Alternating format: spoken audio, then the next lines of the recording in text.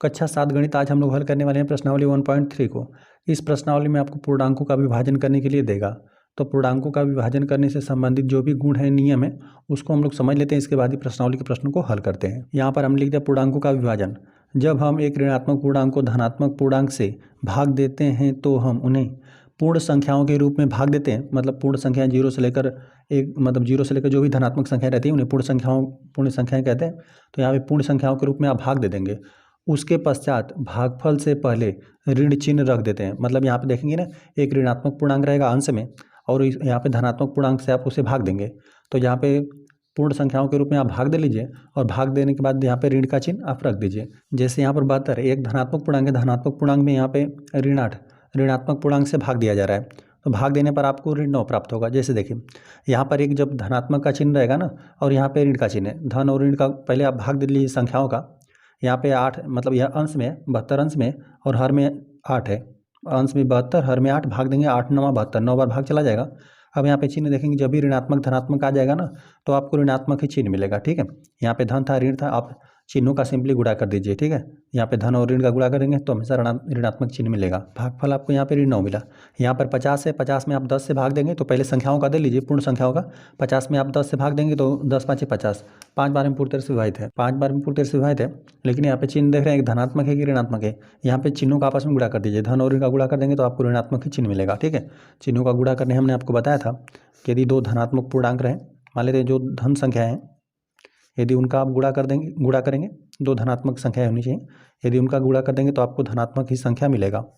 यदि एक धनात्मक रहे और एक ऋणात्मक रहे, यदि इनका गुणा कर देंगे तो चिन्ह आपको ऋणात्मक ही मिलेगा। यदि ऋण रहे और एक धन रहे, संख्या गुणा कर देंगे तो आपको एक ऋणात्मक ही संख्या मिलेगी। यदि दोनों चिन्ह जब ऋणात्मक आ जाएगा, यहाँ पे दोनों चिन्ह ऋणात्मक का बना देते हैं, इनका आपस में जब भी गुणा होगा तो आपको एक धन चिन्ह मिलेगा। चिन्ह विपरीत रहेगा तो हमेशा आपको ऋणात्मक मिलेगा। और यदि चिन्ह समान हो गया, धन धन हो गया तो गुणा कर देंगे धनात्मक मिलेगा, और यदि ऋण ऋण हो गया तो आपको धनात्मक मिलेगा।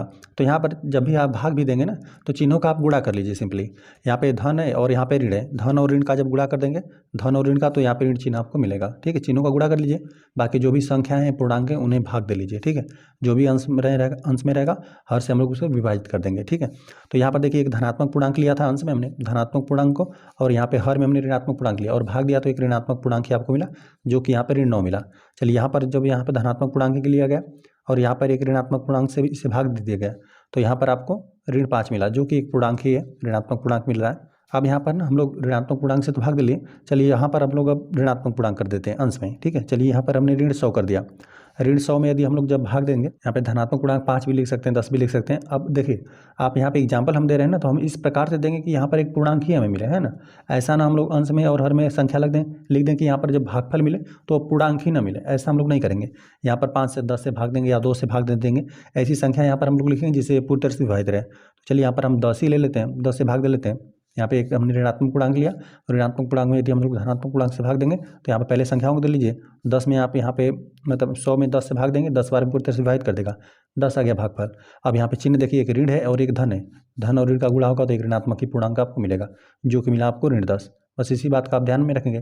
धन ऋण रहेगा, यदि विपरीत चिन्ह रहेगा ना तो उनका यदि भागफल भी जो भी आएगा वो ऋणात्मक में आएगा। बस आप देख लीजिएगा विपरीत चिन्ह होना चाहिए, विपरीत चिन्ह रहेगा तो हमेशा ऋणात्मक चिन्ह मिलेगा। चलिए यहाँ पर हमने लिख भी दिया है कि यहाँ पे ए भागा ऋण बी करें बराबर ऋण ए भागा बी करें। यहाँ पे आपस में बराबर रहेगा, जहाँ बी बराबर 0 नहीं होना चाहिए।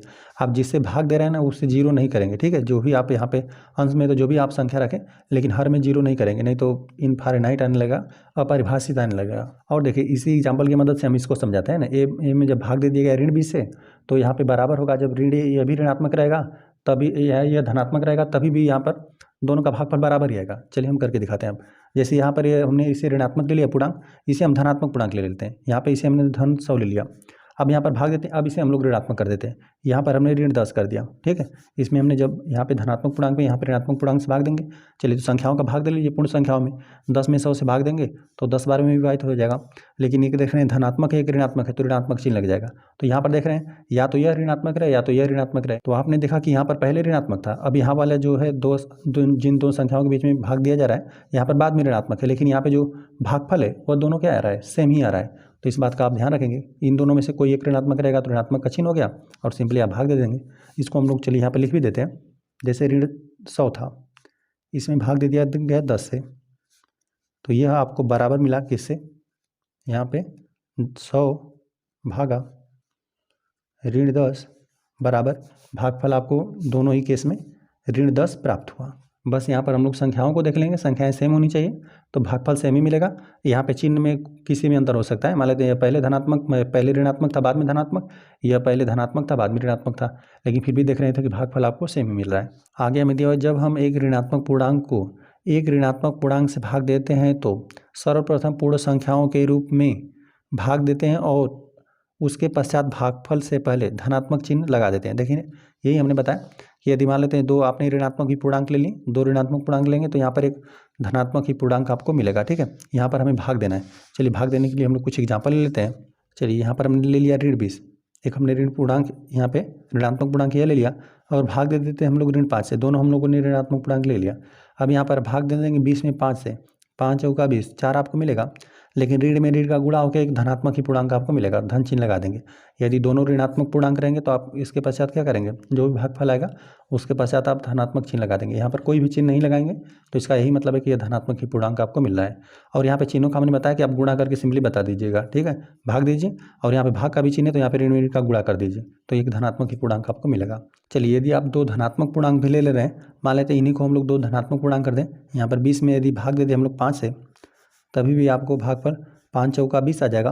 और धन में धन का जब गुणा कर देंगे, मतलब चिन्हों का आप गुणा कर लीजिए, दो धनात्मक पूर्णांकों का में यदि अंश और हर में रहेंगे, दो धनात्मक पूर्णांक यदि अंश और हर में रहेंगे उनका आप भाग दे रहे हैं तो भागफल भी एक धनात्मक ही पूर्णांक आपको प्राप्त होगा। ऊपर जो हमने चिन्हों का नियम लिखा था उसे हम चाहें तो आप भाग के हिसाब से भी लिख सकते हैं, ठीक है।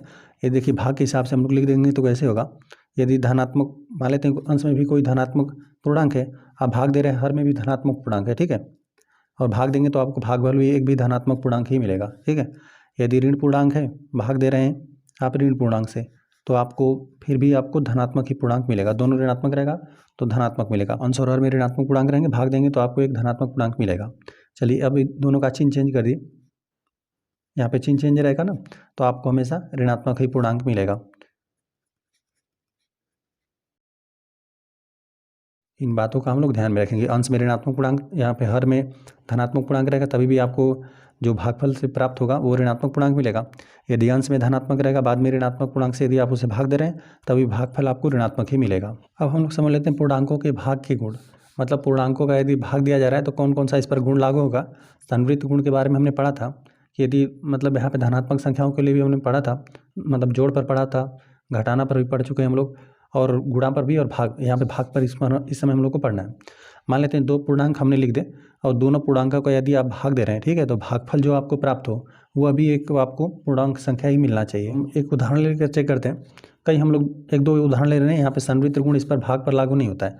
जैसे हमने चलिए 8 लिख दिया, ऋण 8 हमने एक पूर्णांक लिख दिया, इसमें हम ऋण 2 से भाग दे रहे हैं तो यार चिन्हों का पहले गुणा, मतलब चिन्हों का पहले भाग दे लीजिए, मतलब पूर्ण संख्याओं का।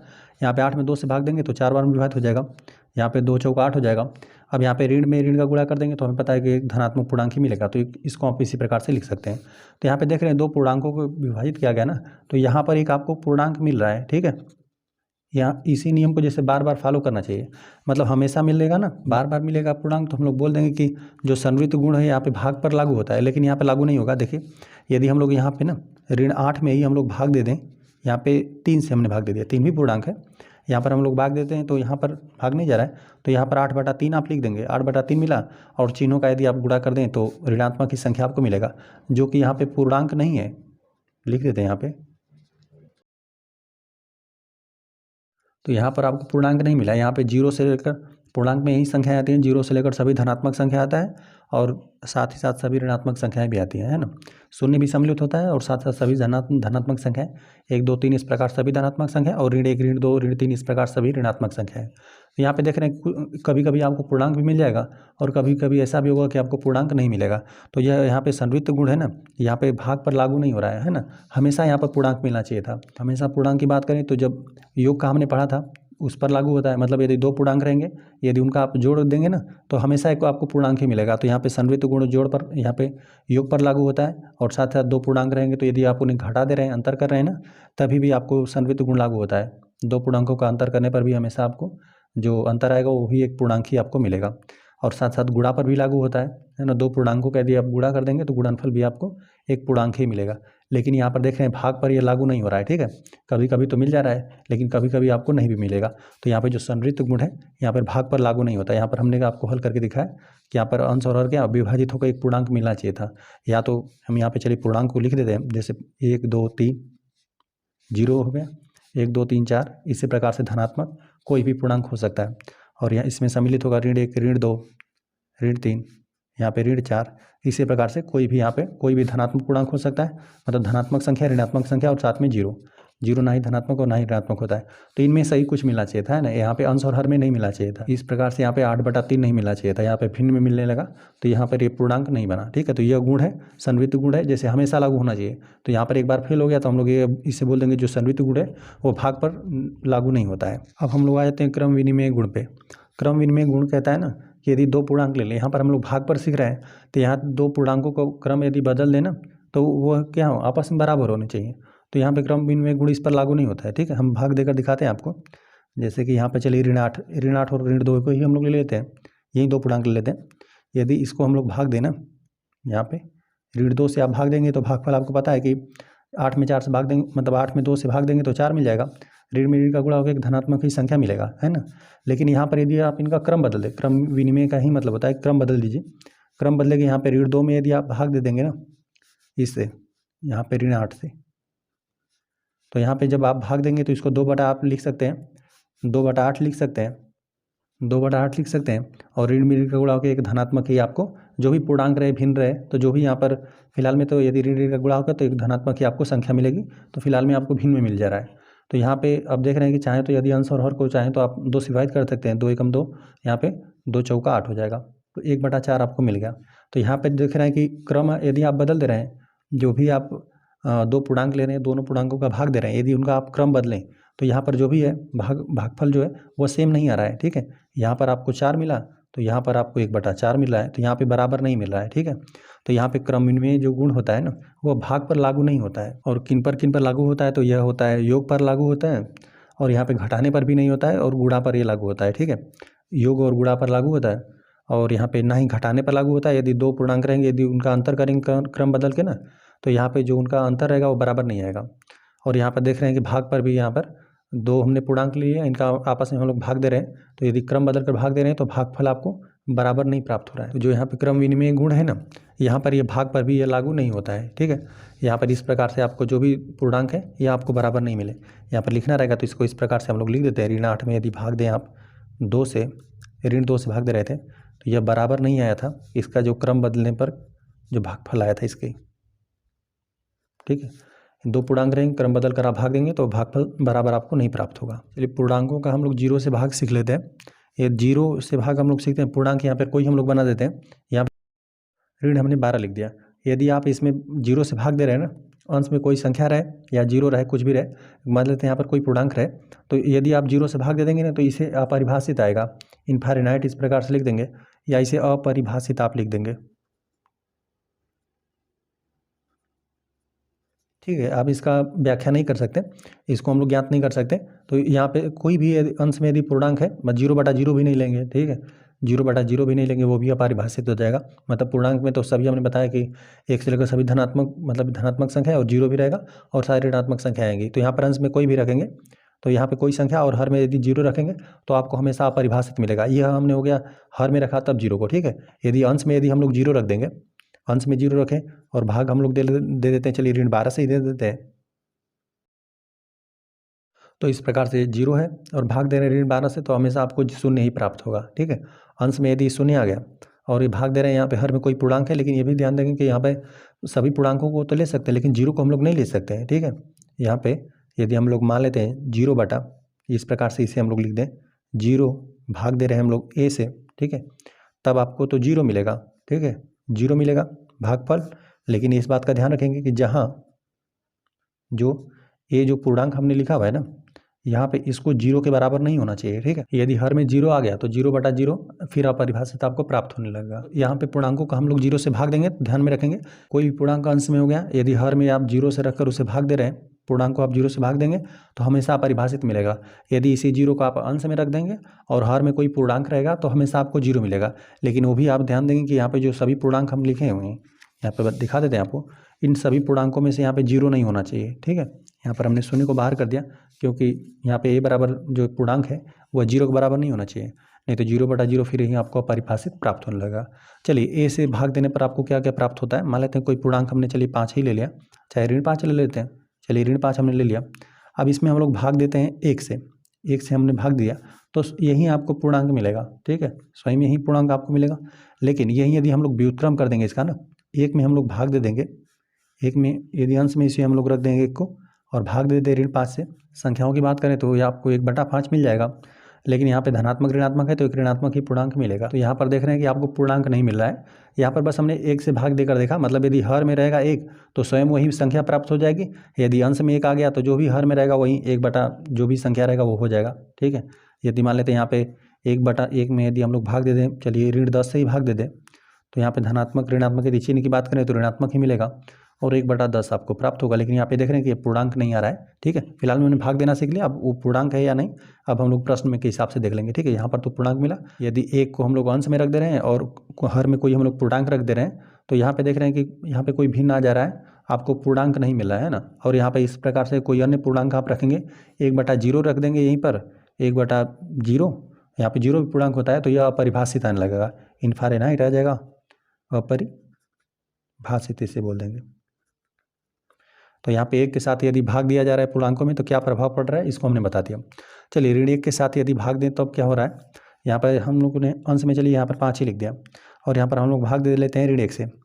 जब आप ऋण 1 से भाग देंगे, 5 में 1 से भाग देंगे तो आपको 5 ही मिलेगा संख्या, और धनात्मक ऋणात्मक गुणा होगा तो यहाँ पे चिन्हों गुणा ही कर दीजिए। 5 में हमने भाग दिया ऋण 1 से तो आपको ऋण 5 मिल रहा है, यहाँ पर पूर्णांक मिल रहा है, बस चिन्ह चेंज हो जा रहा है। यदि यही हम लोग ऋण 5 लिख देते हैं, इसमें हम भाग देते हैं ऋण 1 से तो यहाँ पर 5 में 1 से भाग देंगे तो 5 ही मिलेगा और ऋण में ऋण का गुणा होकर एक धनात्मक पूर्णांक आपको मिलेगा। तो यहाँ पे देख रहे हैं जो भी पूर्णांक है यदि आप इसमें आप भाग दे रहे हैं ऋण 1 से ना तो उसका चिन्ह चेंज हो जा रहा है। यदि इसी को हम लोग अंश में रख देते हैं, मान लेते हैं यहाँ पर ऋण 1 को हमने अंश में रख दिया और भाग दे देते हैं यहाँ पे इस प्रकार से, मतलब अंश में हमने ऋण 1 रख दिया, यहाँ पर पूर्णांक रख दिया तो यहाँ पे आपको ऋण 1/5 मिल रहा है। ठीक है, तो यहाँ पर आपको पूर्णांक नहीं मिल रहा है और 0 को तो हम लोग रखेंगे नहीं क्योंकि यहाँ पर हर में 0 यदि रखें तो अपरिभाषित आने लगेगा। तो यही देख रहे हैं इस प्रकार से आपको पूर्णांक नहीं मिल रहा है। यदि ऋण 1 रख दें और यहाँ पर हम लोग कोई और भी पूर्णांक रख देते हैं, चलिए यहाँ पर यदि हम लोग ऋण 1 और ऋण 1 से ही गुणा कर दें तब आपको क्या मिलेगा, ऋण में ऋण का गुणा होकर धनात्मक संख्या आपको मिलेगा। ठीक है, जो भी मिलेगा धनात्मक संख्या मिलेगा और 1 में का गुणा कर देंगे तो 1 आपको ऋण, अंश में हमने ऋण 1 रखा और हर में हमने ऋण 1 रखा तो इस प्रकार से हमें एक यहाँ पे पूर्णांक प्राप्त हो रहा है। चलिए यहाँ पर हमने लिख दिया साहचर्य गुण। हम लोग देख लेते हैं कि जो भाग देने के लिए संख्या है उस पर साहचर्य गुण लागू होता है कि नहीं। यहाँ पे कुल 3 पूर्णांक आपको लेना रहता है साहचर्य गुण के लिए। यहाँ पे लिख देते हैं, यहाँ पर चलिए 1 2 3 हम लोग इस प्रकार से 3 पूर्णांक ले लिया। आप चाहे तो ऋणात्मक पूर्णांक भी ले सकते हैं, हमने तीनों धनात्मक ही ले लिया। तो यहाँ पे इसमें यह रहता है ना साहचर्य गुण में कि यहाँ पे यदि 3 पूर्णांक भाग करने के लिए दिए हैं तो आप किन्हीं 2 को साथ में लेकर हल कर सकते हैं। चलिए यहाँ पर हम हल करके दिखाते हैं। जैसे 1 है, बीच में भागा का चिन्ह है, फिर 2 है, फिर भागा का चिन्ह है और फिर यहाँ पर 3 है। चलिए सबको यहाँ पे छोटे कोष्टक में करके लिख देते हैं। तो यहाँ पे किन्हीं को यदि साथ में लेकर हल करेंगे ना तो यहाँ पे साहचर्य गुण लागू नहीं होता है। साहचर्य गुण यही कहता है, ये योग पर भी लगता है, जोड़ पर भी योग पर भी लगता है, घटाने पर भी और गुणा पर भी और यहाँ पर भाग पर भी, है ना। तो यहाँ पर ना, यहाँ पे योग पर तो लागू होता है और यहाँ पे गुणा पर लागू होता है। योग और गुणा पर रहेगा ना तो किन्हीं 2 को आप पहले हल कर सकते हैं, फिर तीसरा को हल कर देंगे। लेकिन यहाँ पर घटाने पर यह लागू नहीं होता है और साथ साथ यहाँ पर भाग्य पर यह लागू नहीं होता है ना। आप देखेंगे कि यहाँ पर भाग किसी क्रम में करेंगे ना तो यहाँ पर आपको जो भी भागफल आएगा वो बराबर नहीं आएगा। चलिए हम भाग देकर दिखाते हैं। यहाँ पर हम लोग लेते हैं, पहले इन्हीं दोनों का हम लोग भाग दे लेते हैं। ठीक है, पहले हम लोग इन दोनों का भाग देते हैं। तो यहाँ पे 1 में भाग देंगे 2 से तो आपको 1/2 मिल जाएगा और यहाँ पे भागा, यहाँ पर अभी 3 बचा हुआ है ना।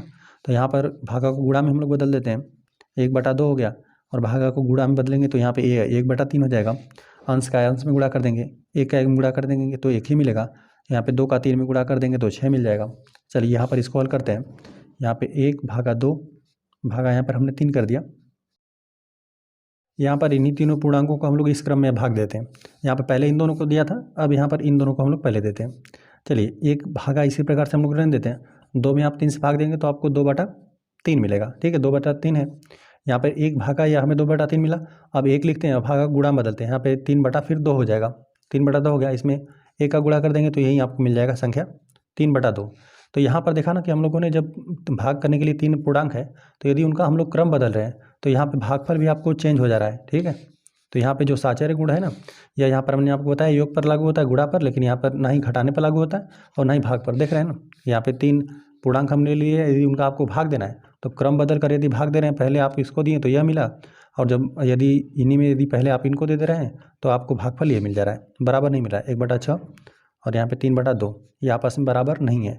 जो साचर्य गुण है यह भाग पर लागू नहीं होता है। आ जाते हैं प्रश्नावली के प्रश्नों। पहला प्रश्न दे देगा, निम्नलिखित में से प्रत्येक का मान ज्ञात कीजिए। मान हमें ज्ञात करना है। यहाँ पे ए में दे देगा है आपको ऋण 30 में आपको भाग देना है 10 से। अब आपके लिए काफ़ी आसान है, यहाँ पे आसानी से आप भाग दे लेंगे। यहाँ पर आपको पता है पहले पूर्ण संख्याओं का भाग दे लीजिए। 30 में यहाँ पे 10 से भाग 10 या 30 3 बार भाग चला जाएगा। और यहाँ पे अब चिन्ह लगाने की बात हो गया, तो यहाँ पे ऋण है, यहाँ पर धन है, यहाँ पे चिन्हों को गुणा कर लीजिए या फिर भाग के हिसाब से भी हमने आपको बताया। तो यहाँ पे ऋण रहेगा और एक धन रहेगा, तो आपको ऋण का चिन्ह ही मिलेगा, ठीक है। ऋण 3 आपको मिला। चलिए ये हल हो गया। बी वाले प्रश्न में आप दे दिया है 50, यहाँ पे लिखते हैं बी में 50 है और भाग देना इसे ऋण 5 से। यहाँ पे पहले पूर्णांक का भाग दे लीजिए। 50 में 5 से भाग देंगे तो 10 बार में पूरी तरह से विभाजित हो जाएगा। 50 जो है 5 से 10 बार में पूरी तरह से विभाजित है। अब चिन्ह देखिए, एक धन है एक ऋण है, तो यहाँ पर आपको ऋण का ही चिन्ह मिलेगा, ऋण 10 मिला। चलिए यहाँ पर आ जाते हैं सी पे। सी में आपको दे दिया गया है ऋण 36 और यहाँ पर भाग देना है ऋण 9 से। चलिए यहाँ पे 9 में मतलब यहाँ पे यदि 36 में आप 9 से भाग देंगे, 9 चौका 36 होता है, 4 बार में पूरी तरह से विभाजित है। आप चिन्ह देख लेते हैं, दोनों ऋण है ना, तो आपको एक धनात्मक चिन्ह मिलेगा, ठीक है। चिन्ह को हमने बताया कि दोनों ऋण है तो आपको धनात्मक ही मिलेगा। यदि दोनों धन हो गया तभी भी धन मिलेगा।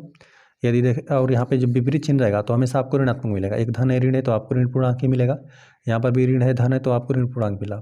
यहाँ पे दोनों ऋण है तो धन मिलेगा। यदि दोनों धन पूर्णांक रहेंगे, यदि उनका आपस में भाग दिया जाएगा तभी भी आपको धनात्मक पूर्णांक ही मिलेगा। चलिए तो यहाँ पे सी वाला हल हो गया। आ जाते हैं हम लोग डी पे। डी में आपको दे दिया गया है 49 है और इसे भाग देना है 49। एक ऋणात्मक पूर्णांक है एक धनात्मक। तो जो अंश में यदि पूर्ण संख्या की बात करें तो 49 है, हर में भी 49 है। 49 में 49 से भाग देंगे तो एक ही बार में विभाजित हो जाएगा। अब चिन्ह देख लीजिए, एक विपरीत चिन्ह है ना, तो आपको यहाँ पर हमेशा ऋणात्मक ही मिलेगा। ई वाले प्रश्न में आपको दे दिया गया 13 भाग का चिन्ह, फिर यहाँ पे बड़े कोष्टक में लिखा हुआ है छोटे कोष्टक में ऋण 2 और यहाँ पे +1 दिया हुआ है, ठीक है। और फिर यहाँ पे बड़ा कोष्टक बंद है। तो यहाँ पर ये मतलब हुआ ना, बड़ा कोष्टक लगा हुआ है, तो पहले आप इसको हल करिए।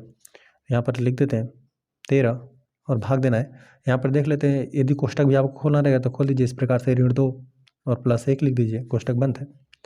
13 भागा, यहाँ पे देख रहे हैं विपरीत चिन्ह है, अंतर हो जाएगा, घट जाएगा।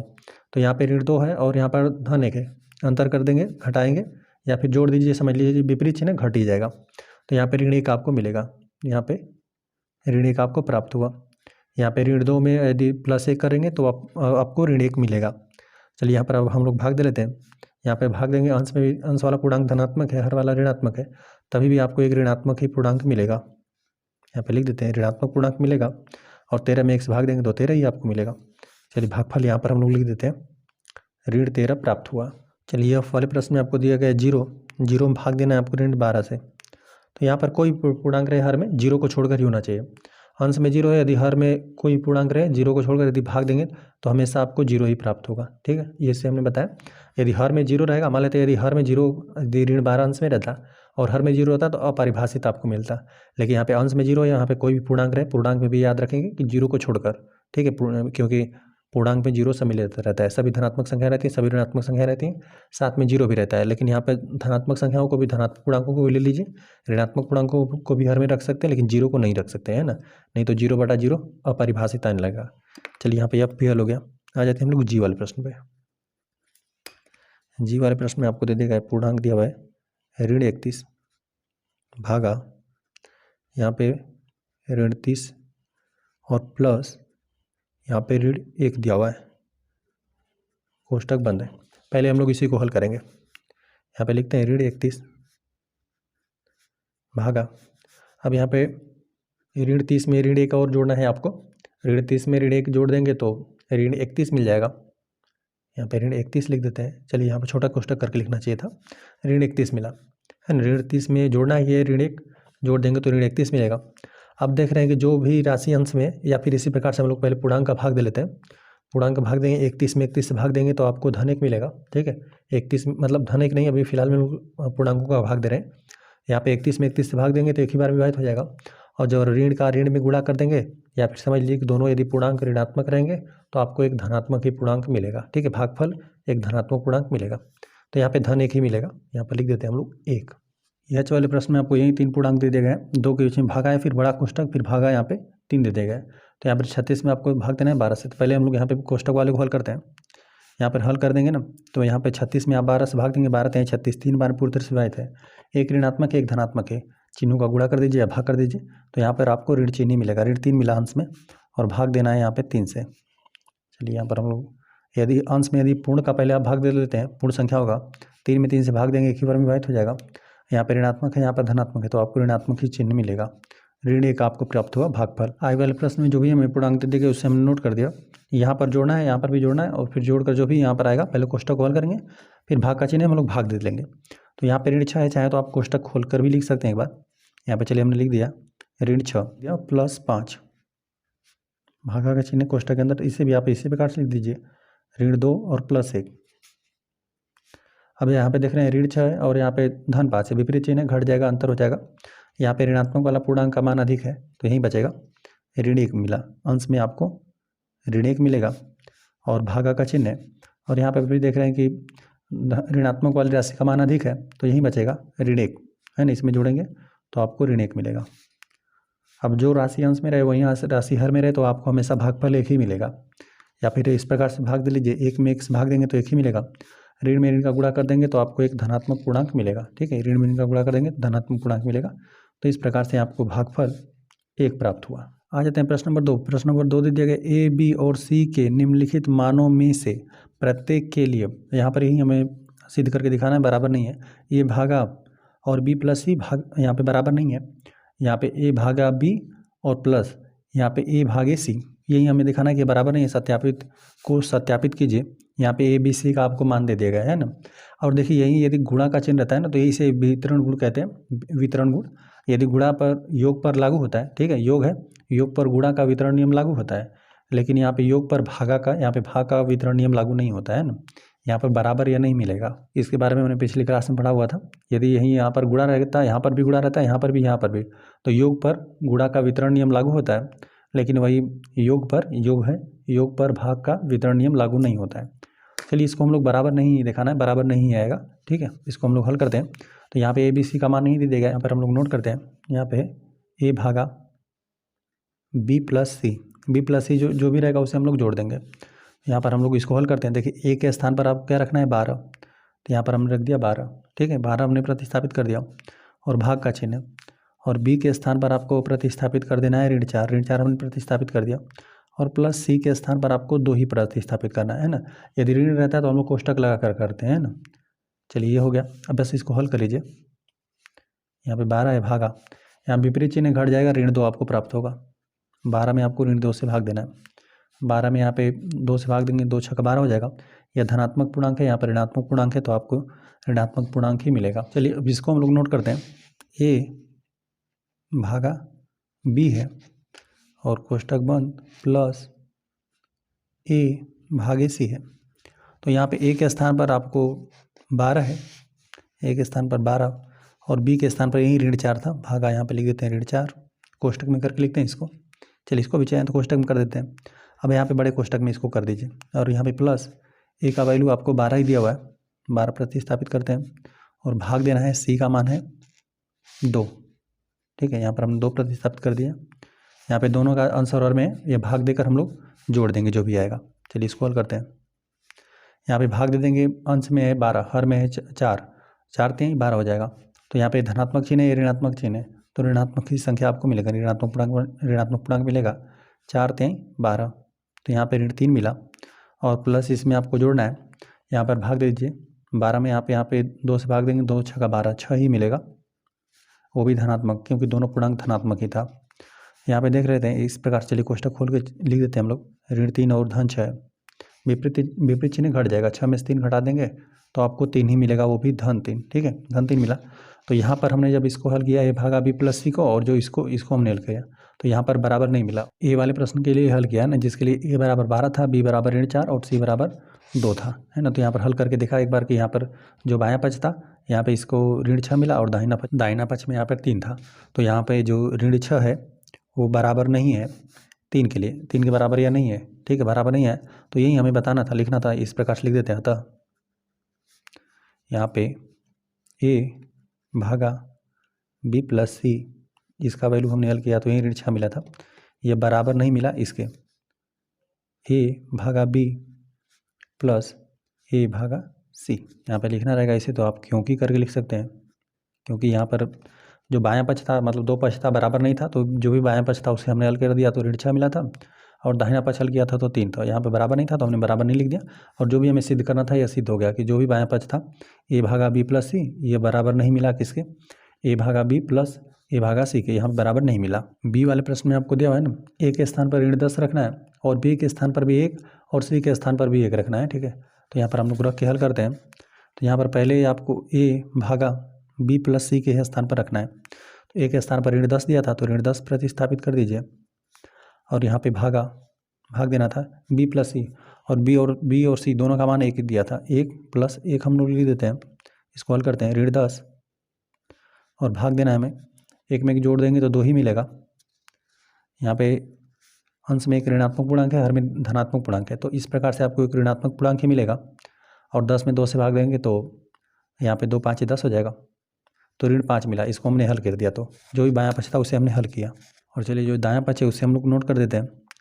दाहिना पक्ष जो a भागा b कोष्टक बंद प्लस b भागा b नहीं a है, a भागा c है, ये है दाहिना पक्ष। अब हम लोग इसको हल करते हैं। तो a का वैल्यू आपको ऋण 10 दिया हुआ है, तो यहाँ बड़ा कोष्टक करके लिखते हैं, ऋण 10 भागा, यहाँ पे b का मान 1 दिया हुआ है तो यहाँ पर 1 हम लोग रख देते हैं कोष्टक बंद, प्लस a का मान आपको ऋण 10 दिया हुआ है, भाग का चिन्ह, और c का मान भी 1 दिया हुआ है, तो यहाँ पर हमने 1 प्रतिस्थापित कर दिया। अब इसको हल करते हैं। तो ऋण में 1 में आप हमने बताया कोई पूर्णांक रहेगा, यदि 1 से वही पूर्णांक मिल जाएगा आ जाते हैं, या आप चाहें तो भाग दे सकते हैं। भाग देंगे 10 में 1 से भाग देंगे तो 10 ही मिलेगा, और यहाँ पे ऋणात्मक और धनात्मक चिन्ह तो आपको ऋणात्मक ही पूर्णांक मिलेगा। यहाँ पे ऋण 10 मिला, प्लस यहाँ पर भी है वही सेम चीज़ है, और यहाँ पे ऋण 10 में 1 से भाग देंगे तो यही मिलेगा, ऋण 10 ही मिलेगा। ऋण 10 में ऋण 10 जोड़ देंगे तो आपको ऋण 20 मिलेगा, ठीक है। यहाँ पर हम लोग ऋण 20 नोट कर देते हैं, जो कि देख रहे हैं ना, यहाँ पर बायां पक्ष हल करने पर आपको ऋण 5 मिला, दाहिना पक्ष हल करने पर यह मिला ऋण 20। लिख देते हैं, क्योंकि ऋण 5 बराबर नहीं है ऋण 20 के, अतः जो मैं सिद्ध करने के लिए दिया था a भागा b प्लस सी बराबर नहीं है a भागा b प्लस a भागा c के। आ जाते हैं प्रश्न नंबर 3 पे। प्रश्न नंबर 3 दे देगा रिक्त स्थानों की पूर्ति कीजिए। तो यहाँ पर a से लेकर यहाँ पे s तक प्रश्न दिया हुआ है। यहाँ पर देखते हैं क्या बना है, यहाँ पे 369 है, इसमें हम लोग क्या भाग देते हैं कि वही संख्या आपको प्राप्त हो, ठीक है। तो यहाँ पर सिंपल आपको एक भर लेना है, चिन्हों का भी आप ध्यान में रखेंगे। यहाँ पे धन में धन का गुणा होगा तो एक धनात्मक पूर्णांक आपको मिलेगा 369। तो यदि आपको कोई भी अंश में पूर्णांक रहे, यदि 1 से आप भाग दे रहे हैं तो वही पूर्णांक आपको मिलेगा। तो यहाँ पर a में आपको भरना है 1, साथ साथ हम लोग इसको नोट भी करते हुए चलते हैं। a में भरा जाएगा 1। चलिए b की बात करें तो यहाँ पे चिन्ह तो यही रहना चाहिए, ठीक है। यहाँ पे देख रहे हैं कि चिन्ह ऋण है तो यहाँ पर भी ऋण का होना चाहिए। तो यहाँ पर एक हम लोग धनात्मक पूर्णांक लेंगे, लेकिन हाँ ऐसा हम लोग लेंगे कि यहाँ पर जो पूर्ण संख्या है 75 वो विभाजित हो जाए, क्योंकि यहाँ पर 1 मिला हुआ है ना, तो एक ही बार विभाजित हो जाए। तो यहाँ पे हर में आपको लिखना है 75, वो भी धन का।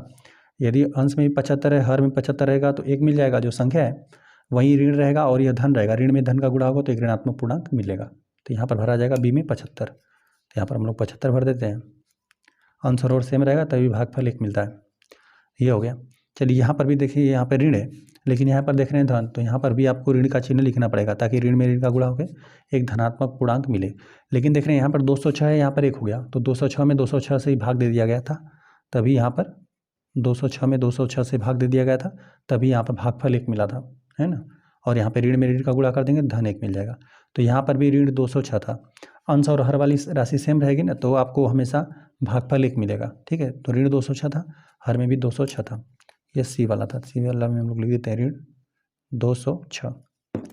चलिए आ जाते हैं हम लोग डी वाले प्रश्न में। डी वाले प्रश्न में दिया हुआ ना ऋण 87 है और इसमें हम लोग क्या भाग दे देंगे, बस चिन्ह हट जाए, है ना। तो वहाँ यहाँ पर है ऋण, ताकि हम लोग ऋण में ऋण का गुणा कर दे तो यहाँ पे एक धनात्मक पूर्णांक मिले।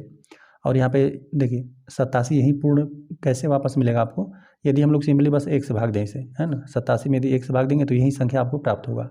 और चिन्ह यहाँ पर ऋण में ऋण का गुणा करके यहाँ पे धन प्राप्त किया गया, इसलिए हमने यहाँ पे ऋण का चिन्ह लगा दिया, है ना। ऋण था पहले, हमें चिन्ह हटाना था, तो या तो 2 ऋण रहेगा तब आपको धन मिलेगा, या तो 2 धनात्मक रहेगा तब आपको धन मिलता है।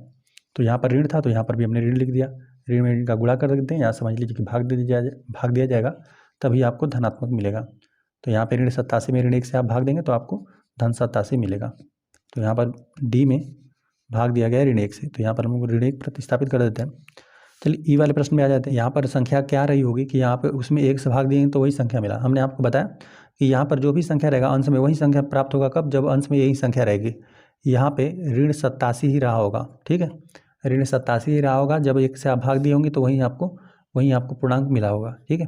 तो यहाँ पे ऋण 87 और 1 में भाग देंगे तो यहीं आपको पूर्णांक मिलेगा। तो यहाँ पे ई में भरा जाएगा ऋण 87। आ जाते हैं एफ वाले प्रश्न में। एफ वाले प्रश्न दिया है ना, कोई अंश में पूर्णांक था, यहाँ पर हर में दे दिया गया 48 से भाग दिया गया तो ऋण 1 मिला, है ना।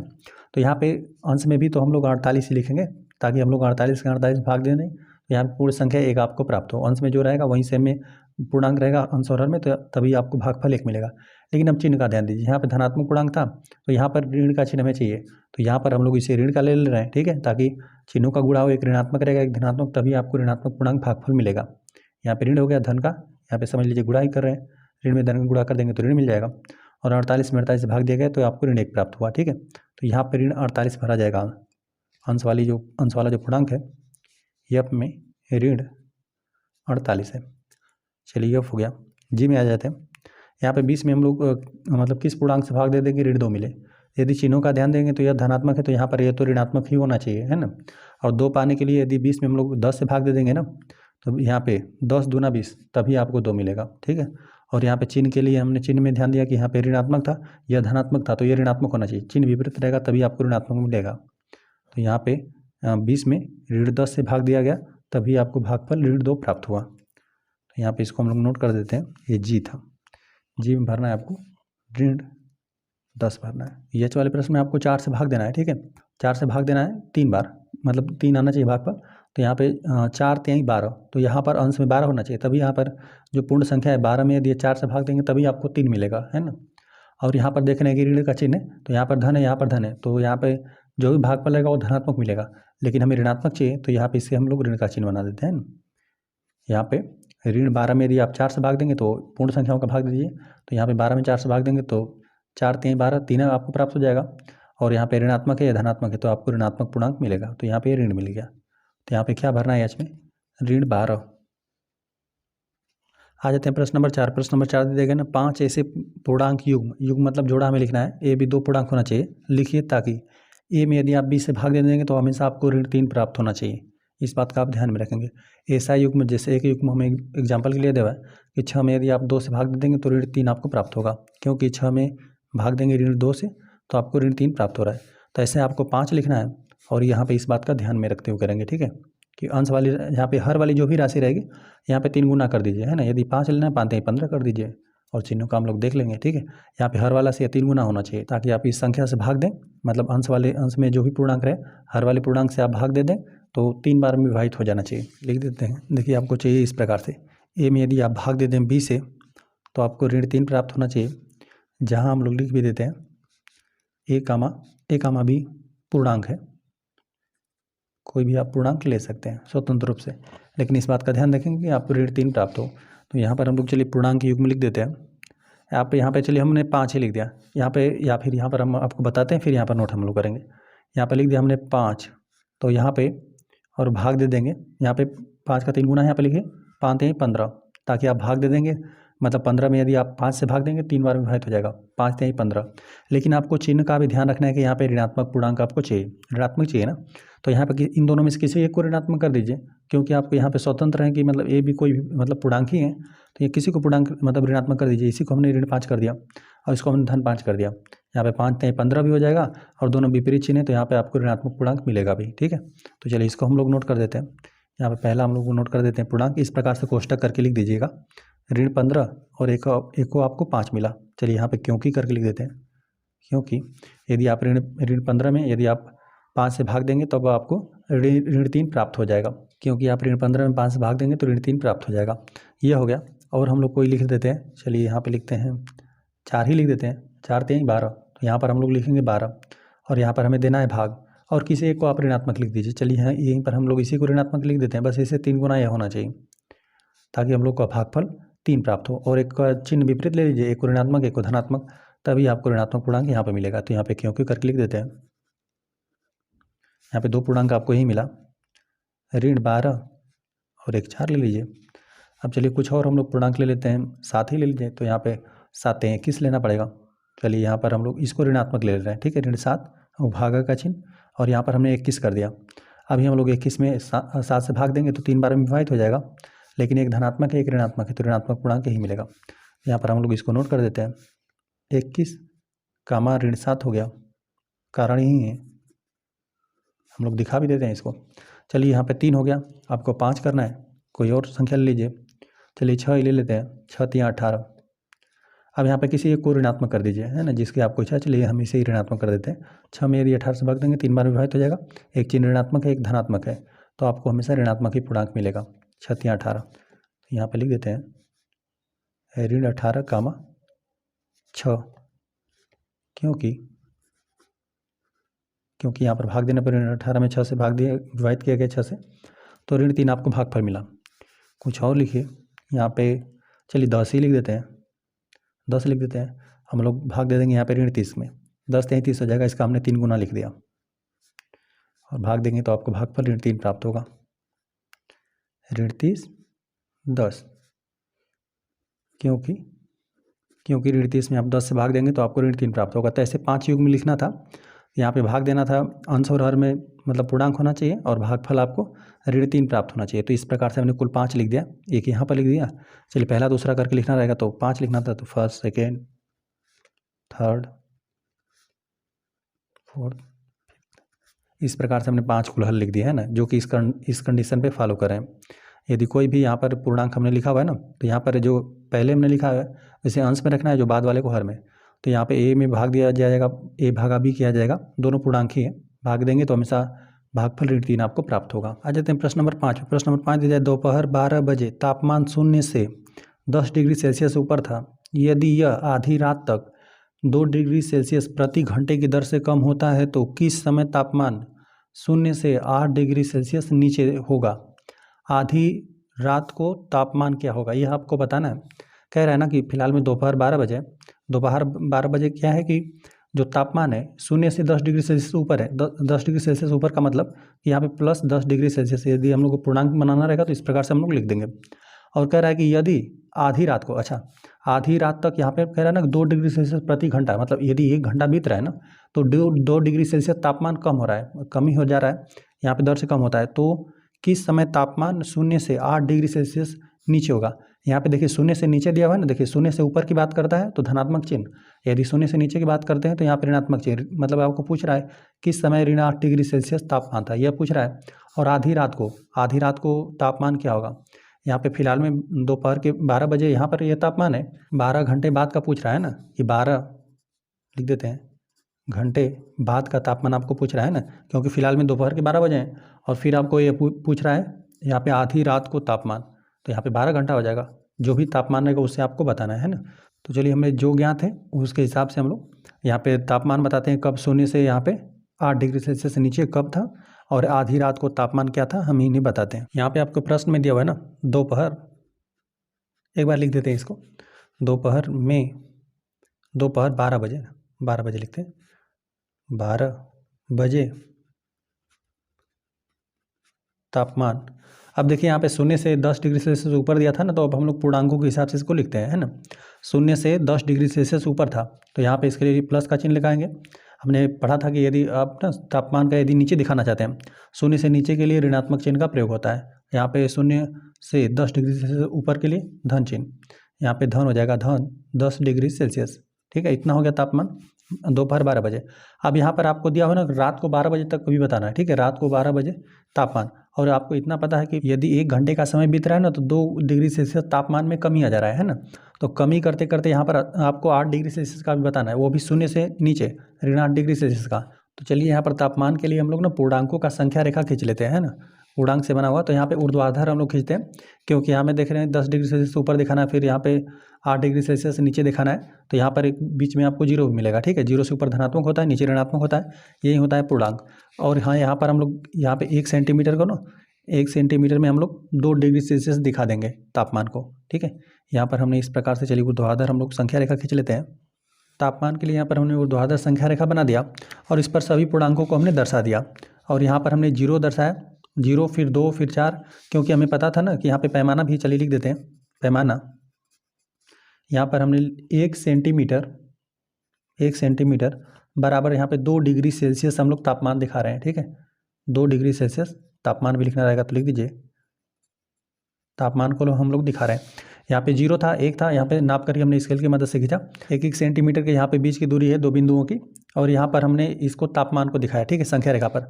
अब दिखा दिया, यहाँ पर देखिए +10 है, मतलब यहाँ पे +10 डिग्री तापमान है। दोपहर में तापमान है 10 डिग्री सेल्सियस, तो यहाँ पर इसलिए हमने यहाँ पे जीरो से ऊपर धनात्मक दिखाया है और नीचे हम लोग ऋणात्मक, यहाँ पे ऋणात्मक जो भी तापमान रहेगा उसे हम लोग नीचे दिखा देंगे, और जीरो से ऊपर के लिए यहाँ पे धनात्मक, जो भी धनात्मक तापमान रहेगा डिग्री सेल्सियस में।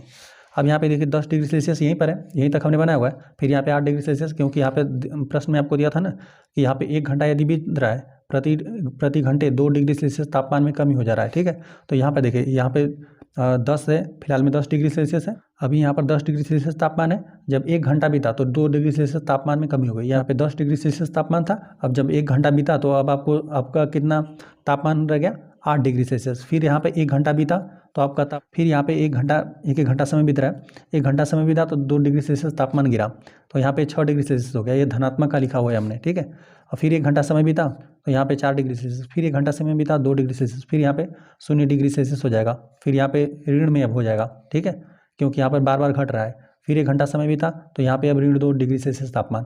तो इसी प्रकार से आपको बताना है कि यहाँ पर आपको बताना है कि किस समय तापमान 0 से 8 डिग्री सेल्सियस नीचे था। तो 8 डिग्री सेल्सियस कब था, देखिए यहाँ पर हो जाएगा, फिलहाल में यहाँ पर 12 बजे हुए हैं, ठीक है, यहाँ पर 12 बजे का तापमान है, यहाँ पे लिख देते हैं 12 बजे। यहाँ पे दोपहर 12 बजे तापमान है +10 डिग्री सेल्सियस। अब हमें जाना है रात के, यहाँ पर ना रात, आधी रात तक जाना है, मतलब रात के 12 बजे तक भी हमें जाना है ना। तो यहाँ पे 12 बजेगा, फिर यहाँ पे 1 बजेगा, ठीक है, 1 बजे तापमान कितना रहेगा, 2 डिग्री सेल्सियस कमी हो गया, तो यहाँ पे 8 डिग्री सेल्सियस बचा, ठीक है। यहाँ पर डिग्री सेल्सियस करके भी लिखना रहेगा तो आप लिख सकते हैं, है ना। यहाँ पर तापमान को हम लोग दिखा रहे हैं। तो यहाँ पे 12 बजे तापमान 10 डिग्री सेल्सियस, फिर यहाँ पे जब 1 बजा, मतलब 1 घंटा जब समय बीता तो 8 डिग्री सेल्सियस हो गया, 2 डिग्री सेल्सियस ताप में कमी हो गया। 1 बजा, फिर यहाँ पे 2 बजा, 2 बजे यहाँ पे तापमान धन 6 डिग्री सेल्सियस रहेगा, ठीक है, यही तापमान 2 बजे। फिर यहाँ पे 3 बजे यह तापमान मतलब 4 डिग्री सेल्सियस, यहाँ पे 3 बजे। फिर 4 बजे की बात करें तो यहाँ पे 2 डिग्री सेल्सियस। 5 बजे यह तापमान यहाँ पर मिला है 6 बजे, 6 बजे यहाँ पे ऋण 2 डिग्री सेल्सियस है। वहीं 5 बजे की बात करें तो 0 डिग्री सेल्सियस तापमान है। 6 बजे यहाँ पर देखिए यह 7 बजे का है, यहाँ पर यह 8 बजे का, और यहाँ पर है यह 9 बजे का। तो यहाँ पे ऋण 8 का भी पूछा था, मतलब जब यहाँ पे किस समय तापमान 0 से 8 डिग्री सेल्सियस से नीचे होगा, मतलब ऋण 8 डिग्री सेल्सियस पर आपको बताना था। तो यहाँ पर आप देख रहे हैं कि 9 बजे क्या होगा, तापमान ऋण 8 डिग्री सेल्सियस रहेगा, 0 से यहाँ पर 8 डिग्री सेल्सियस नीचे है। 9 बजे ये हो गया 10 बजे, ये हो गया आपका 11 बजे, और यह फिर आ गया 12 बजे। जो यह 12 बजे हैं, यहाँ पर यह रात के 12 बजे हैं। आधी रात की बात करें या रात 12 बजे की बात करें तो यहाँ पे तापमान उस वक्त यहाँ पे ऋण में है, वो भी 14 डिग्री सेल्सियस तापमान है। चलिए, अब हमें पता है कि 12 बजे तापमान 0 से 10 डिग्री सेल्सियस ऊपर था। अब यहाँ पर तापमान, इसका हम लोग ज्ञात करते हैं कि तापमान 0 से 8 डिग्री सेल्सियस कब होगा, उस समय आपको बताना है। तो लिख देते हैं, यहाँ पे देखिए कुल तापमान में कितना कमी होगा, 10 डिग्री सेल्सियस तो यह है, 10 डिग्री सेल्सियस यहाँ पे यह कम होगा, और +8 डिग्री सेल्सियस आपको नीचे जाना है, कुल 18 डिग्री सेल्सियस की कमी होगी, ठीक है। देखिए यहाँ पर हो जाएगा, मतलब यहाँ पे 10 डिग्री सेल्सियस, यहाँ से यहाँ तक कितना, 0 से ऊपर तक ये तो तापमान है, और फिर यहाँ पे 8 डिग्री सेल्सियस आपको यहाँ पे नीचे जाना है ना। आपको यही मिलेगा, 9 बजे मिलेगा, लेकिन यहाँ पर हम लोग लिखते हैं 0 से 10 डिग्री सेल्सियस ऊपर से, यहाँ पे 0 से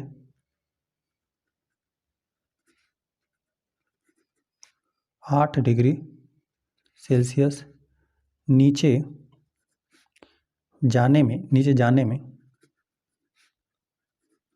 तापमान में आई कमी। दोपहर 12 बजे आपको तापमान नहीं दे दिया गया था, 10 डिग्री सेल्सियस था, तो 0 से 10 डिग्री सेल्सियस ऊपर से 0 से 8 डिग्री सेल्सियस नीचे जाने में तापमान में आई कमी।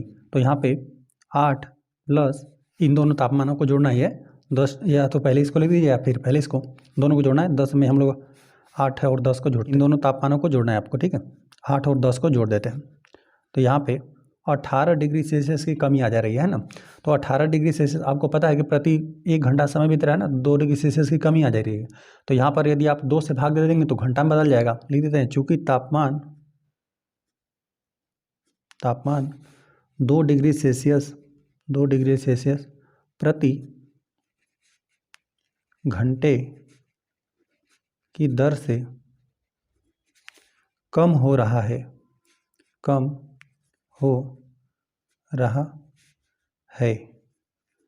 तब 18 डिग्री सेल्सियस तापमान में कमी आने पर या होने पर लगा समय हमें पता है कि 1 घंटे में 2 डिग्री सेल्सियस तापमान कम हो रहा है। तो यहाँ पर हम लोग इसमें क्या कर देते हैं, 18 में आप 2 से भाग दे दीजिए तो आपको पता चल जाएगा कितना। यहाँ पे 18 में 2 से भाग देंगे तो 9 घंटा लग रहा है समय, ठीक है। तो 2 डिग्री सेल्सियस प्रति घंटे की दर से जो तापमान में कमी आ रहा था, इस प्रकार से यदि 18 डिग्री सेल्सियस तापमान में जब कम हो ना, तो यहाँ पे फिलहाल में 12 बजे 10 डिग्री सेल्सियस तापमान था धन में, और यहाँ पे ऋण 8 डिग्री सेल्सियस जाने में आपको कुल 9 घंटा लगेगा, ठीक है। 9 घंटा लगा। तो यहाँ पे हमने बताया भी कि 12 के बाद आपको 1 बजता है, फिर 2 बजता है, इस प्रकार से आपको कुल 9 घंटे आपको जोड़ना पड़ेगा, ठीक है। लिख देते हैं, दोपहर 12 बजे से 9 घंटे बाद का समय 12 बजे से 9 घंटे बाद का समय 9 बजे ही होता है, ठीक है। और यह भी सायं का, ठीक है, क्योंकि यहाँ पे दोपहर का 12 बजेगा, फिर 1, 2, 3 इस प्रकार से सायं, यह सब सायंकाल में आ जाएगा, ठीक है। शाम का बात होगा तो यहाँ पे शाम के 9 बजे है, ठीक है, या फिर सायं 9 बजे आप लिख सकते हैं। यहाँ पे दोपहर 9 बजे से 9 घंटे बाद का समय सायं लिखते हैं, 9 बजे है। अतः लिख देते हैं, अतः जब तापमान 0 से 8 डिग्री सेल्सियस नीचे रहेगा होगा, जब तापमान 0 से 8 डिग्री सेल्सियस नीचे होगा तब समय सायं 9 बजे होंगे, सायं 9 बजे होंगे। और यहाँ पे एक तो उत्तर ये हो गया, हमें बताना था कि यहाँ पे ऋण 8 डिग्री सेल्सियस मतलब जब 0 से 8 डिग्री सेल्सियस तापमान नीचे होगा तब समय क्या होगा, उस समय सायं के 9 बजे होंगे, शाम के 9 बजे। और यहाँ पर आपको बताना है आधी रात, मतलब यहाँ पे रात के 12 बजे भी बताना है। हम लिख देते हैं, दोपहर 12 बजे से रात के 12 बजे में कुल समय बराबर 12 घंटा लगेगा, ठीक है। यहाँ पे दोपहर के 12 बजे से और रात के 12 बजे तक कुल 12 घंटा ही होगा। और हमें पता है कि 1 घंटे में 2 डिग्री सेल्सियस तापमान में कमी हो रहा है, ठीक है। तो यहाँ पे रात के 12 बजे तक कितना डिग्री सेल्सियस तापमान में कमी होगा, तो कुल 24 हो जाएगा। इसमें तापमान की कमी की बात करें तो कोष्टक में करके हम लोग लिख देते हैं 24 डिग्री सेल्सियस की कमी होगा। यहाँ पे लिख देते हैं 24 डिग्री सेल्सियस तापमान में कमी होगा, हमने बताया किस प्रकार से होगा, क्योंकि आपको प्रश्न में ही दे देगा कि 1 घंटे में 2 डिग्री सेल्सियस तापमान में कमी हो रहा है। दोपहर के 12 बजे से रात को 12 बजे तक कुल 12 घंटा होगा, 12 घंटे में कितना, 24 डिग्री सेल्सियस तापमान की कमी होगी। तो यहाँ पर देख लीजिए, रात के 12 बजे कुल तापमान कितना होगा, ऋण 14 डिग्री सेल्सियस रहेगा, ठीक है। यदि इसे ज्ञात करना रहेगा तो किस प्रकार से ज्ञात करेंगे, हम लोग लिख देते हैं आधी रात को तापमान, ठीक है, फिलहाल में था 10 डिग्री सेल्सियस धनात्मक था, 10 डिग्री सेल्सियस धनात्मक था। अब आ रहा है कमी के लिए ऋण का चिन्ह, यहाँ पे 24 डिग्री सेल्सियस की आपको कमी कर देना है, 24 डिग्री सेल्सियस में कमी कर दीजिए तो यहाँ पर विपरीत चिन्ह घट जाएगा, तो यहाँ पर ऋणात्मक का ही बचेगा, ऋण आपको 14 डिग्री सेल्सियस मिलेगा, ठीक है। आधी रात को तापमान यहाँ पर होगा ऋण 14 डिग्री सेल्सियस। एक बार और बता देते हैं हमने प्रश्न को किस प्रकार से किया। हमें प्रश्न में दिया गया था दोपहर 12 बजे तापमान 0 से 10 डिग्री सेल्सियस ऊपर था, मतलब यहाँ पे प्लस 10 डिग्री सेल्सियस तापमान था, और हमें बताया गया था कि जब 0 से 8 डिग्री सेल्सियस नीचे तापमान है तो उसमें क्या बज रहा है वो आप समय बताइए। तो यहाँ पर हमने ज्ञात कर दिया 0 से 10 डिग्री सेल्सियस ऊपर से 0 से 8 डिग्री सेल्सियस नीचे जाने में तापमान में आई कमी, कुल कितना तापमान में कम होगा। पहले तो यहाँ पे 10 डिग्री सेल्सियस कम होगा तो 0 डिग्री सेल्सियस पर आ जाएगा, ठीक है। यहाँ पर होगा 10 डिग्री सेल्सियस की कमी, और यहाँ पे फिर आपको जाना है 8 डिग्री सेल्सियस और कम और नीचे जाना है, ठीक है। तो 10 या यहाँ पे 8 या कुल 18 डिग्री सेल्सियस की तापमान में कमी आएगा, ठीक है। तो यहाँ पर इन दोनों को हमने जोड़ दिया, 10 डिग्री सेल्सियस और प्लस 8 डिग्री सेल्सियस जोड़ा तो यहाँ पे 18 डिग्री सेल्सियस मिला। और हमें प्रश्न में दिया था कि यहाँ पे 1 घंटे में ना 2 डिग्री सेल्सियस तापमान में कमी आ जा रहा है, तो यहाँ पे इतना कमी होने में कुल कितना घंटा लगेगा, कुल 9 घंटा लगेगा, है ना, क्योंकि 1 घंटे में 2 डिग्री सेल्सियस के तापमान में कमी आ जा रहा था। यहाँ पे लिख दिया चूँकि तापमान 2 डिग्री सेल्सियस प्रति घंटे की दर से कम हो रहा है, तब यहाँ पे 18 डिग्री सेल्सियस तापमान में कमी आने पर लगा समय, 18 में हमने 2 से भाग दे दिया तो हमें पता चला कुल 9 घंटा समय लग रहा है। और वह फिलहाल में बजा था दोपहर का 12 बजा था, और उसके बाद यहाँ पे 9 घंटा है वो यदि उसमें जोड़ेंगे समय में, यदि आप जोड़ देंगे तो इस प्रकार से और अधिक हो जाएगा। यहाँ पे यह समझ लीजिए कि 12 बजने के बाद फिर क्या बजता है, 1 बजता है, ठीक है। तो यहाँ पे इस प्रकार से 12 के बाद 1 घंटा जोड़ेंगे तो 1 मिलेगा, फिर 1 2 3 4 इस प्रकार से आपको 9 बजे मिलेगा, ठीक। 12 के बाद फिर 1 बजने लगता है, ठीक है। तो यहाँ पर फिर आपको 9 बजे मिला, हमने लिख दिया दोपहर 12 बजे से 9 घंटे बाद कौन सा समय होगा, का समय साया 9 बजे होता है। तो यह एक तो आपको समय एक तो उत्तर मिला। अतः हमने यहाँ पे लिख भी दिया, अतः जब तापमान 0 से 8 डिग्री सेल्सियस से नीचे होगा तब समय क्या होगा, साया 9 बजे होंगे, यह होगा। यह हमने एक उत्तर ज्ञात कर दिया। यही जब तापमान 8 डिग्री सेल्सियस नीचे रहे तो उस वक्त समय क्या था ये हमें बताना था, तो यहाँ पे साया के 9 बजे हैं। और यहाँ पे फिर दिया था ना कि आधी रात को क्या तापमान रहेगा यह आपको बताना है। तो हमने देखा कि जब दोपहर के फिलहाल में 12 बजे हैं और आधी रात के 12 बजे तक कुल 12 घंटे हो रहे हैं, ठीक है। यहाँ पे दोपहर के 12 बजे हैं, फिर आधी रात की बात करें तो यहाँ पे रात के 12 बज आएंगे, तो कुल इस प्रकार से 12 घंटे का समय लगेगा। और 1 घंटा में 2 डिग्री सेल्सियस तापमान में कमी आ रहा था, तो 12 दूना 24 डिग्री सेल्सियस तापमान में कमी हो जाएगा, है ना। तो यहाँ पे आधी रात को यहाँ पे तापमान हम लिख दिया, आधी रात को तापमान फिलहाल में 10 डिग्री सेल्सियस था, अब यहाँ पे 24 डिग्री सेल्सियस की कमी हो रहा था, तो यहाँ पे घटा देंगे, तो घटा दिया तो आपको पता चलेगा कि आधी रात को तापमान कितना है, ऋण 14 डिग्री सेल्सियस है। इस प्रकार से 5वां प्रश्न हल हो गया। आ जाते हैं प्रश्न नंबर 6। प्रश्न नंबर 6 दिया गया, एक अच्छा टेस्ट में प्रत्येक सही उत्तर के लिए प्लस 3 अंक दिए जाते हैं, मतलब 3 अंक मिलेगा। प्रत्येक गलत उत्तर के लिए ऋण 2 अंक दिए जाएंगे, ऋण 2 अंक मतलब 2 अंक कम कर दिया जाएगा। जितना भी आपने सही किया हुआ है ना उसमें से 2 अंक घटा दिया जाएगा।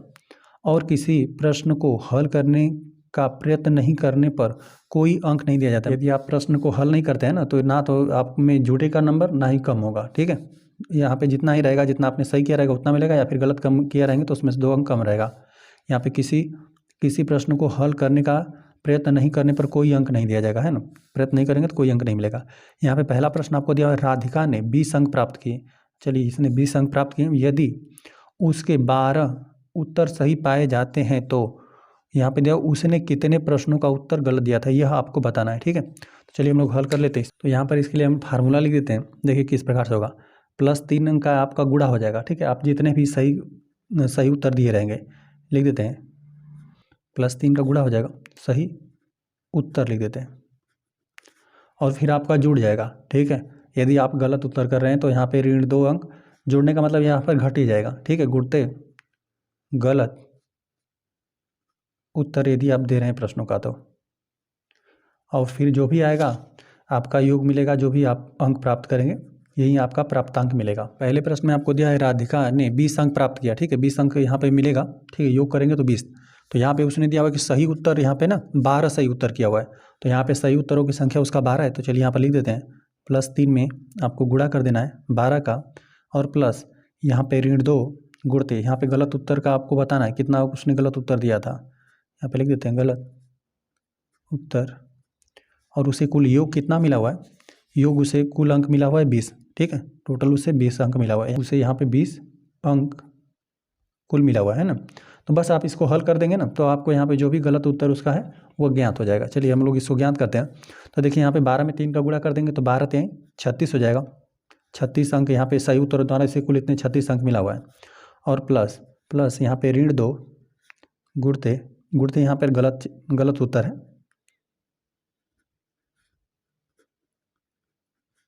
बराबर यहाँ पे 20 अंक है।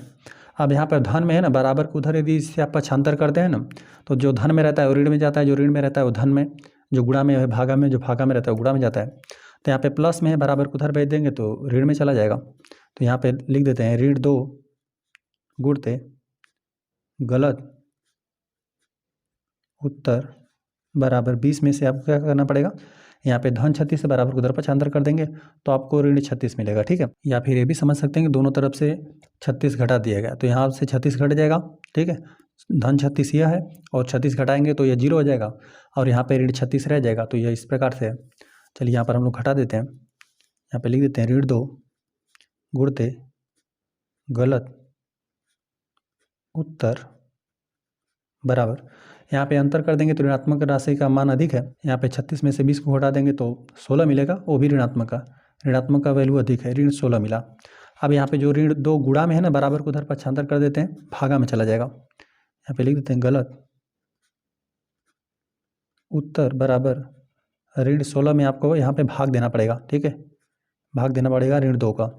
तो यहाँ पे ऋण में ऋण का गुणा होकर एक धनात्मक पूर्णांक मिलेगा। यहाँ पे 8 में मतलब 16 में यहाँ पे 2 से भाग देंगे तो 8 बार में विभाजित कर देगा। तो यहाँ पे गलत उत्तरों की संख्या की बात करें ना तो 8 मिला हुआ है। यहाँ पे लिख देते हैं राधिका द्वारा कितने प्रश्नों को उसने गलत किया था, यहाँ पर हमने ज्ञात कर दिया, यहाँ पे 8। यहाँ पे लिख देते हैं अतः, और इसको अभी हम चेक भी करके दिखाते हैं, यहाँ पे प्रतिस्थापित भी करके दिखाते हैं। यहाँ पे अतः राधिका द्वारा कुल 8 प्रश्नों का गलत उत्तर दिया गया। चलिए इसे हम प्रतिस्थापित करके आपको दिखाते हैं। यहाँ पे दिया था ना, यहाँ पे 3 अंक मिल रहा है सही उत्तर देने पर, तो यहाँ पे 3 में गुणा हो गया 12 का, क्योंकि इसने कुल 12 प्रश्न सही किए थे, ठीक है, सही उत्तर दिया था 12 प्रश्नों का। यहाँ पे प्लस, और यहाँ पे हमने बताया कि ऋण 2 हो जा रहा है, मतलब 2 अंक कमी हो जा रहा है, प्रश्न में भी दिया था कि 2 अंक कट रहे यदि गलत उत्तर दे रहा है तो। और यहाँ पर हमने बताया कि इसके गलत उत्तर किसने प्रश्नों का दिया था, इसने 8 प्रश्नों का दिया था। अब इसको हल करिए, 12 3 36 हो जाएगा।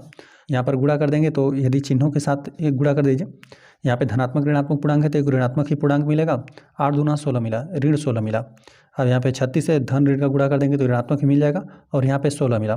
36 में से 16 घटा देंगे तो आपको 20 मिलेगा। यही कुल टोटल उसे अंक मिले थे, 20 अंक प्राप्त हुए थे राधिका को। तो यहाँ पर हमने आपको सिद्ध करके भी दिखाया कि जो भी हमने उत्तर निकाला है ये उत्तर सही है। सेकंड प्रश्न में दिया हुआ है मोहिनी टेस्ट में ऋण 5 अंक प्राप्त करती है जबकि उसके 7 उत्तर सही पाए जाते हैं। उसके कितने प्रश्नों का उत्तर गलत दिया, उसने कितने प्रश्नों का उत्तर गलत दिया, ये आपको बताना है। तो हमने बताया कि यहाँ पे जो फार्मूला हमने बनाया था, यहाँ पे 3 अंक बढ़ जाएगा यदि आप सही उत्तर दे रहे हैं। तो यहाँ पे लिख देते हैं सही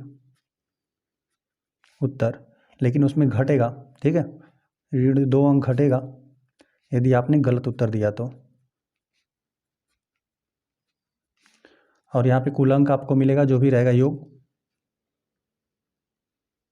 बस इसे सबका वैल्यू प्रतिस्थापित कर दीजिए। यहाँ पे मोहिनी टेस्ट में कुल यहाँ पे ऋण 5 अंक प्राप्त करती है, ठीक है। यहाँ पे 7 उत्तर सही पाए गए थे उसके, है ना, तो यहाँ पे 3 + 3 ही लिख दीजिए।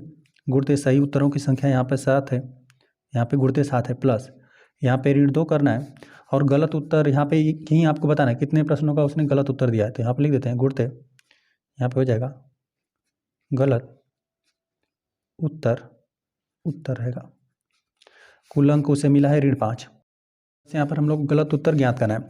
7 में 3 का गुणा कर दीजिए तो यहाँ पे 21 हो गया, प्लस यहाँ पे ऋण 2 है, गुणते गलत उत्तर बराबर यहाँ पे ऋण 5 है। अब यहाँ पे धन 21 से बराबर को उधर पक्षांतर कर देंगे, ऋण 21 हो जाएगा। तो यहाँ पर बचा हुआ है ऋण 2 गुणते गलत उत्तर बराबर ऋण 5 और यहाँ पे धन 21 था, बराबर को उधर 75 कर देंगे, ऋण 21 हो जाएगा। जोड़िए, यहाँ पे दोनों राशि ऋणात्मक है, यहाँ पे जोड़ देंगे तो 26 हो जाएगा, वो भी ऋण 26 आपको प्राप्त हुआ। तो यहाँ पर हम लोग लिख देते हैं गलत उत्तर बराबर, अब यहाँ पे जो ऋण 2 था ना, बराबर को उधर हम लोग 75 कर देते हैं, गुणा में है ना तो भागा में आएगा, यहाँ पे यह हर में चला जाएगा, ऋण 2। चलिए यहाँ पर जब भाग देंगे तो ऋण का गुणा होकर एक धनात्मक ही पूर्णांक मिलेगा, यहाँ पे 2 से भाग दे देंगे तो यहाँ पे 13 हो जाएगा। ठीक है, 26 में 2 से भाग देंगे, 2 एकम 2, 2 तिहाई 6, 13। यहाँ पे गलत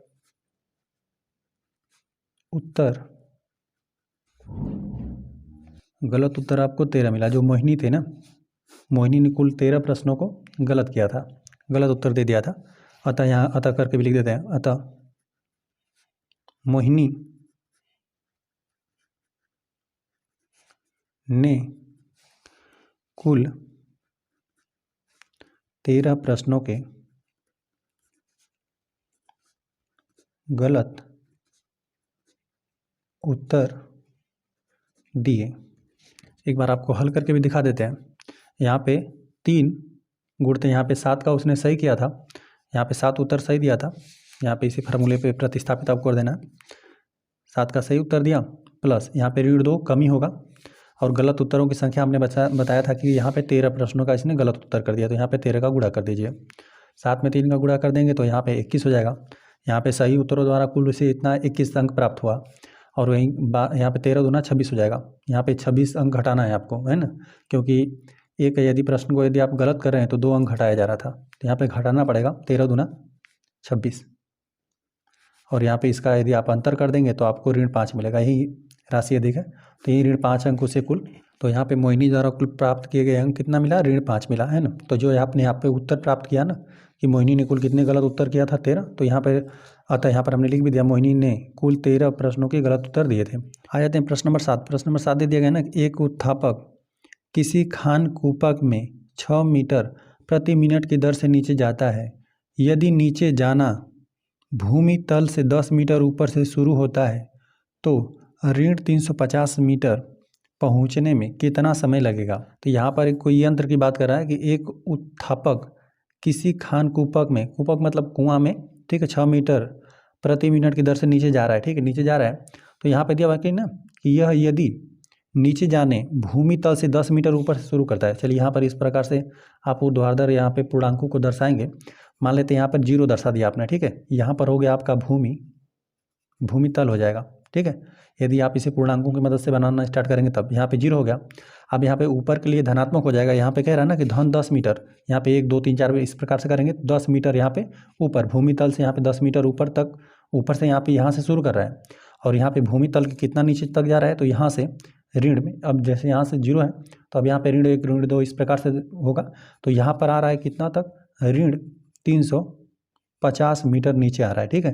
तो यही हम लोग को यदि हमें बताना रहे कि कुल कितना नीचे गया है, जो यहाँ पे ये कूपक है, यहाँ पे एक उत्थापक है किसी खान कूपक में, यहाँ पे 6 मीटर प्रति मिनट की दर से जा रहा है, तो यहाँ पे यह कुल कितना यहाँ पे मीटर नीचे गया, ठीक है, यह बताना रहेगा। तो कैसे बताएंगे, 10 मीटर तो यह लगा, ठीक है, 10 मीटर यहाँ पे 0 भूमि तल पर आ गया, और भूमि तल से सब नीचे कितना जा रहा है, इतना मीटर, तो इनको आपको जोड़ना पड़ेगा, मतलब 10 मीटर और प्लस 350 मीटर, इसको आप जोड़ देंगे तो आपको पता चल जाएगा कि जो यहाँ पे उत्थापक है किसी खान कूपक में, ये कितना मीटर नीचे जा रहा है। तो यहाँ पे यह 360 मीटर नीचे जा रहा है ना, क्योंकि यहाँ की भूमि तल से 10 मीटर ऊपर भी था, यहाँ से स्टार्ट हुआ, 10 मीटर यह लगा, और बाकी यहाँ पर नीचे जा रहा है 300, भूमि तल से 350 मीटर नीचे जा रहा है। तो कुल कितना मीटर वो नीचे जा रहा है, 360 मीटर। कह रहे हैं कि 6 मीटर प्रति मिनट की दर से नीचे जाता है, तो यहाँ पे यदि वो मतलब 6 मीटर जा रहा है ना, तो 1 मिनट लग रहा है। तो यहाँ पे जो भी मीटर में आपको ज्ञात हुआ है कि जितना वो नीचे गया 360 मीटर, इसमें आपको 6 से भाग दे देना है, तो कुल 60 मिनट निकल कर आ जाएगा। 60 मिनट, या उसे आप 1 घंटा भी लिख देंगे, बस इसी प्रकार से बस इसको हम लोग लिख कर हल करते हैं। लिखते हैं उत्थापक द्वारा तय की गई कुल दूरी, यहाँ पे लिखते हैं भूमि तल से ऊपर 10 मीटर दिया हुआ है और नीचे भी दिया हुआ है, लिख देते हैं भूमि तल से ऊपर और प्लस भूमि तल से नीचे लिखते हैं।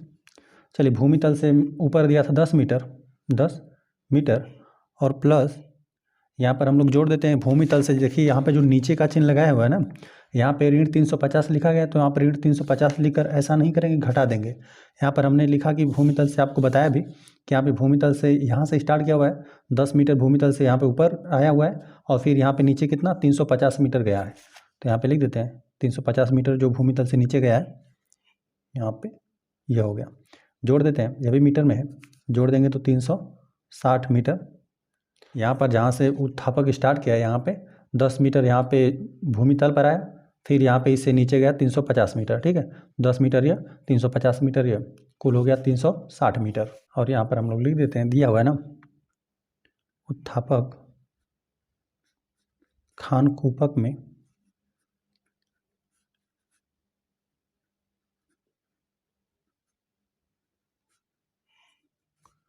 छः मीटर प्रति मिनट नीचे जाता है,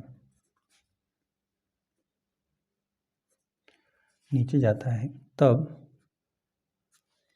360, क्योंकि इसे इतना का ही हमें ज्ञात करना है कितना समय लगेगा, 360 मीटर नीचे जाने में